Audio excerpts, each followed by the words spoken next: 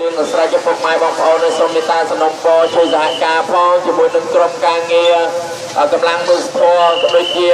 បាទបងសមាជិកដែលជាពលិចរាចរណ៍ដែលប្រចាំនៅគោលដៅនេះផងដែរបាទនឹងហើយគាត់ហត់ដែរតាមពីក្បាលល្ងាចមកហើយបាទរហូតដល់ពេលនេះបាទរហូតដល់ពេលនេះក៏នៅតែមានការកកស្ទះដែរបាទគឺដោយសារបងប្អូនបើកបរចែកគេចែកអីអញ្ចឹងផងដែរនឹងបាទដូច្នេះក្រុមការងារកម្លាំងមើលស្គាល់ក៏សូមសំណូមពរម្ដងហើយម្ដងទៀត